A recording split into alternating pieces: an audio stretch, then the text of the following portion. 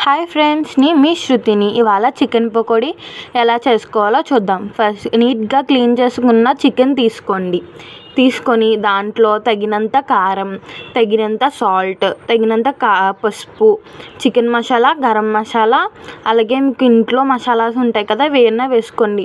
కొంచెం extra taste అనేది add అవుతుంది అనమాట. తర్వాత 1 కప్ ఆఫ్ శనగపిండి వేసుకోండి. శనగపిండి 1 కప్ ఆఫ్ కార్న్ఫ్లోర్ వేసుకోండి. మీకు ఇంకా క్రిస్పీగా కావాలంటే కార్న్ఫ్లోర్ కొంచెం ఎక్కువ వేసుకోండి.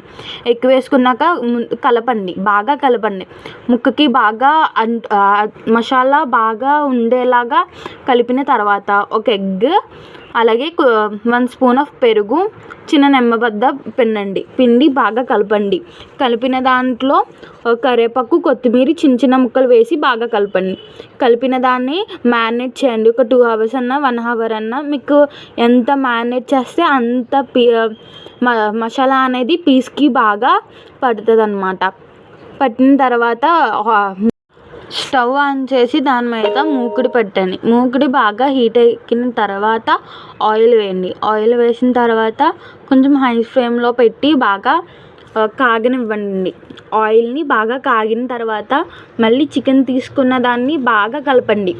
కొంచెం ఎక్స్ట్రా ఏమైనా మసాలా కావాలంటే వేసుకోండి. జీడిపప్పు కావాలంటే జీడిపప్పు కూడా ఆప్షనల్, కానీ నేను జీడిపప్పు వేసుకోలేదు, కావాలంటే జీడిపప్పు వేసుకోండి.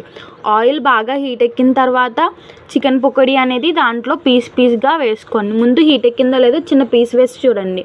వేసిన తర్వాత బాగా ఫ్రై చేయండి. ఫస్ట్ మీడియంలో పెట్టండి, అప్పుడు ముక్క అనేది మెత్తగా అవుతుంది. తర్వాత హై ఫ్లేమ్లో పెట్టి వేగించండి. అప్పుడు బయట అనేది క్రిస్పీగా ఉంటుంది అన్నమాట.